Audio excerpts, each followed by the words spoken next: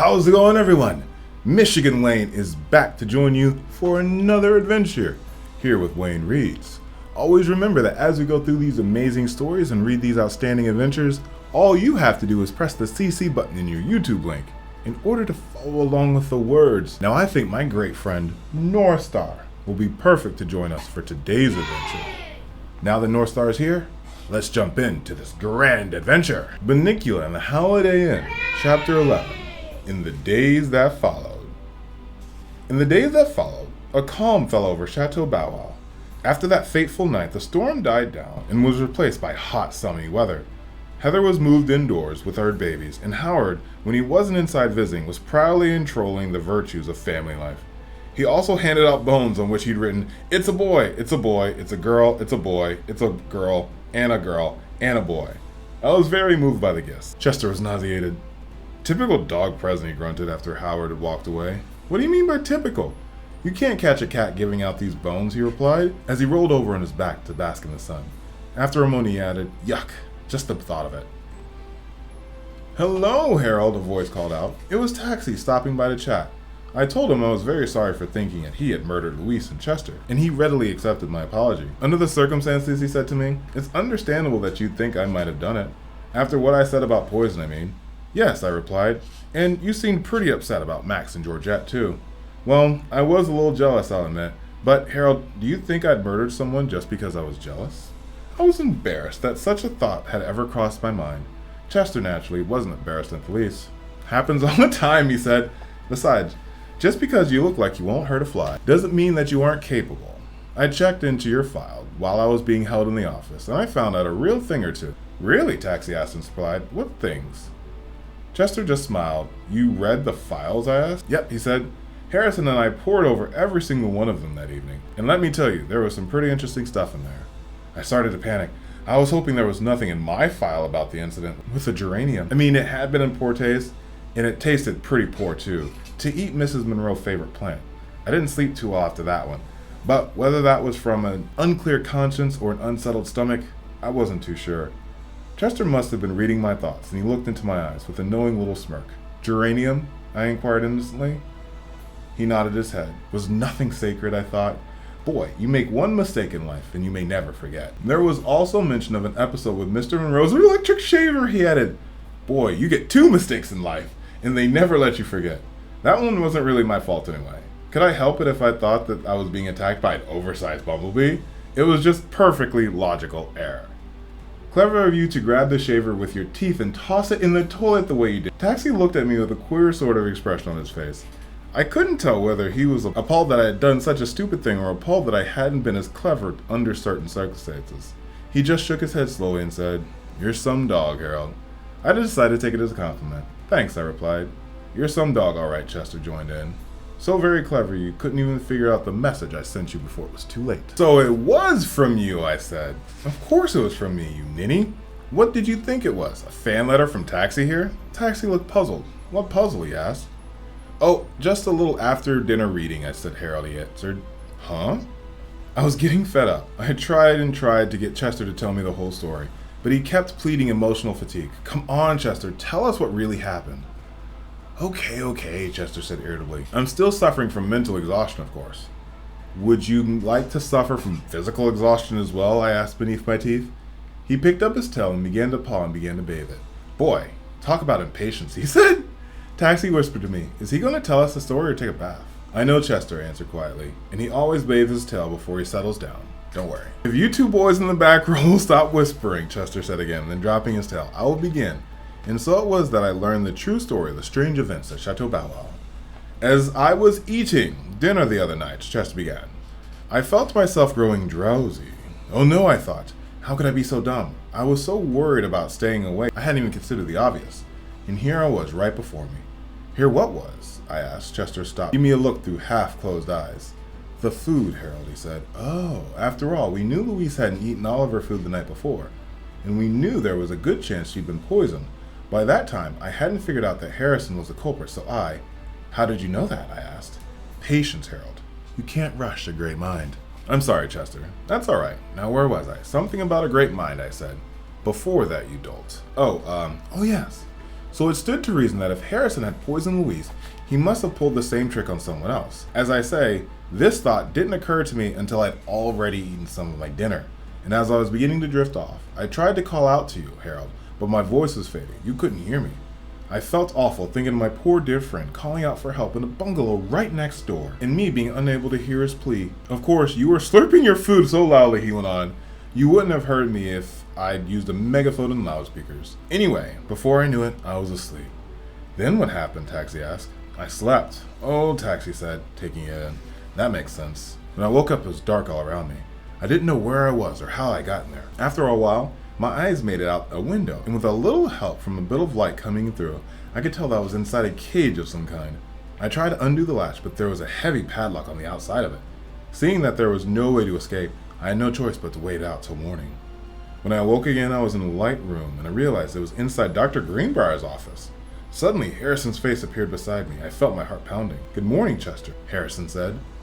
I wasn't fooled by that pleasant tone. I'm sorry I'm going to have to put you downstairs for a while. And as he picked up my cage, carried me down to the basement and left me there alone. Now the thing was, I must have been near a heating duct or something, because I could hear what was going on upstairs in the office. Jill had arrived, and, well, it doesn't matter everything that she said. The important thing was, I know, I said. I heard it too. Harrison told Jill you were poisoned. Exactly, Chester said, looking at me with puzzled expression. I smiled. Chester wasn't the only sleuth in the joint, and I wanted him to know it. Anyway, he continued, he gave her the rest of the day off, came downstairs to get me, and brought me back up to the office. Later, he took me out of the cage and put me on the examining table. I didn't know what was going to happen next, but I kept my eye on the window, which was only slightly open, planning my getaway as soon as he came near me with any funny-looking instruments. But he didn't do anything. He just sat down on the table and stared at me. Are you the one? He asked, looking at me from head to tail. I don't see what's so special about you. Well, the insult aside, I found what he had to say very interesting. I wanted to know what he meant, so I began to purr. I shaded over to him and began to bump my head against his shoulder. I looked up with big, soft, mushy eyes, and just when I had him hooked, I got the purr going a little deeper so my throat sounded like I'd just fallen in love. People are suckers for that. Harrison was no exception. "Aw, you're such a nice kitty," he said, patting me. "But you don't seem very special." I almost stopped purring at that, but remembered that I was after something. "I was sure you're the one. Doc says you're special. I heard him telling your family. And your file says you're pretty interesting stuff. Still, you look like a pretty ordinary cat to me." I wanted to bite him, but resisted. Knowing Chester, I had to admire his restraint. "Well then," Harrison let out a big sigh and shook his head. "Maybe I'm just not cut out for this racket," he said. "First I thought it was Louise. After all, she's pretty fancy looking. But then once I got her home, I don't know, she didn't look so unusual. And then I looked back in her file and found out she's not even a purebred. So I figured I had the wrong one. Well, it's not so bad with her, I mean. I made it look like she's escaped. I can just bring her back anytime I want. Meanwhile, she's not having such a bad time over my pad, watching TV all day, eating leftover Chinese food. What could be better? So I went back to the files and read up on you see? And I remember that Doc was saying about you and figured you're the one, but now I don't know." He just stared over at me, his face growing more and more perplexed. And then he said something that really frightened. "Too bad I made it look like you'd been poisoned. After all, I can't bring you back from the dead, can I? If you're not the one, we're both in trouble. Of course," then he added with a chuckle, "you'd be in more trouble than me, but..." Well, I felt like running for the window then and there, but determined to see it through. What did he mean by the one? Who he was after and why? I purred more loudly. "Hey, you're really friendly, aren't you?" he said. And then reflecting back on his problems, he added, "If only I'd heard the rest of the phone conversation." He paused a minute and then looked me squarely in the eye, as if he'd heard me asking him an explanation. "See, Chester, it's like this. I heard Doc saying to someone on the phone that they shouldn't worry, that he knew how valuable they were, and he'd be taking good care of them. But I never knew who he was talking about. I figured once I knew I'd kidnap whoever it was, see? Make a mint, blackmail or something, you know. But how am I going to make a penny if I can't figure out who it is to kidnap?" Well, naturally, I knew right away who he was talking about. "You did?" Taxi echoed. "Who was it? How did you know?" The thing about criminals is, no matter how smart they are, they're always just a little bit dumb. And that's where they get tripped up. Harrison hadn't noticed that Greenbrier had said them. So obviously he was talking about more than one animal. And since I knew that Howard and Harry were purebred wire-haired dachshunds, with the possibility of being crossbred with werewolves, of course, which was only increased their value, I knew they were the ones he was after. Later that afternoon, when Harrison was busy putting the food bowls together, I made a run for the window, hoping to get a warning out to Howard and Heather. Unfortunately, it wasn't open wide enough, so I got stuck halfway through. Harrison pulled me back into the window. "Nice try," he said to me, "but you aren't going anywhere." It was then that I had the inspiration to scratch out a message in the bottom of your food dish, Harold. I could only hope that you would be having of your rare fits of intelligence when you read dinner that night. Anyway, after he fed everyone, he put me back in the cage and went home. But when? "I'm getting to it," Chester said. He came back later that evening in a state of great agitation. "I've got to find the answer," he said. He pulled out all the files and started to look through them. I went into my purring again, hoping he'd take me out of the cage so I could read over his shoulder. It worked. "Just don't try to go anywhere this time," he said. He needn't have worried. I was much more interested in finding out what more I could from the files. When he got to Heather's, there was a notice print, "Pregnant, due to deliver soon." I looked at Harrison. How could he miss this, I thought. Then the phone bell rang. It was Jill, calling to remind him the very thing he had just read in the file. "Yeah, I know she's going to give birth soon, Jill," he said. "Don't worry. It's a natural thing. Happens all the time." Then she said something that stopped him dead in his tracks. He just stood there, his mouth hanging open. When at last he spoke, Yeah, I heard you. Valuable, of course. I know they're valuable." "Don't worry. They'll be fine," he said. He just hung up the phone and ran to the door. "That's it," he cried. "It's them. It's all those puppies in the bargain. I'll make a fortune off of selling them." He was so excited he ran out the door without noticing what had become of me. Naturally, I was fast on his heels. "And that's when you woke me," I said. It was more a statement than a question. "That's when I tried to wake you," he answered. "It wasn't so easy." Taxi looked dumbfounded. He was going to sell Howard and Heather's babies, he uttered. "Well, what about them? What were they going to do with Howard and Heather?" Chester shrugged. "Who knows? Maybe sell them too. Maybe keep them locked up somewhere. Or perhaps, once they made his money selling the kids, dispose of the evidence." "Wow," Taxi said. "That Harrison isn't such a nice guy." "You can say that again," I concurred. "Wow, that Harrison isn't such a..." "Chester," I went on, "there are still some things I don't understand. For instance, what about Max and Georgette? If they didn't murder Louise, why were they planning to escape?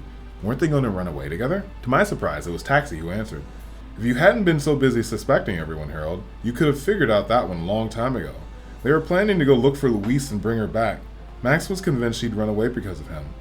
Georgette felt terrible too, so she suggested they go look together." "You mean there was nothing between them?" "No, of course not," Taxi answered.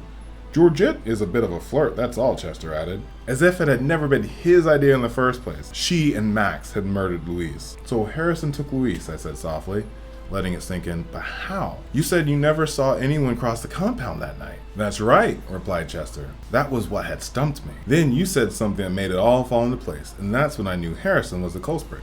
Do you remember? You said that whoever would have done it would have gotten very wet." "Yes, I remember saying that," I said. "But I don't remember how that has to do with..." "It made me think of the towels Harrison and Jill had used to dry us off." "So?" I asked. "I still don't see..." "Harrison wrapped Louise in a towel right while she was eating dinner and took her inside with him. No one saw her disappear. All they would have seen is if they bothered to look was Harrison carried a used towel into the office. And because it was really dark, no one even knew Louise was gone until morning. And he made sure that her door and the gate were left open." Pretty clever," I admitted. He really made it look as if Louise had escaped, and that was all Jill's fault. I was even beginning to think it was her. "Sure. And do you remember the day that they were cleaning the storage shed?" Chester asked. Taxi and I nodded. "Well, Harrison remembered too. And I remember that Jill had dropped some garbage inside the compound. He was able to use that later when he told her he'd found a container of rat poison near my bungalow. And just as he wanted her to, she believed she dropped it, and that her carelessness had resulted in my death." There was a long moment of silence as Taxi and I tried to take in everything that Chester had told us. It was an incredible story. Even more incredible when I thought how close I'd never come to seeing Chester again. I looked at Chester, and then up into the blue sky above. The storm was over, I told myself, and everyone was safe at last. That is a great place to end today's story. What did you think about that, North Star? I like that part too. We'll see you on the next adventure, okay? And we'll see you on the next adventure, here with Wayne Reads. I'm Michigan Wayne, and I can't wait to see you for the next book. Bye-bye.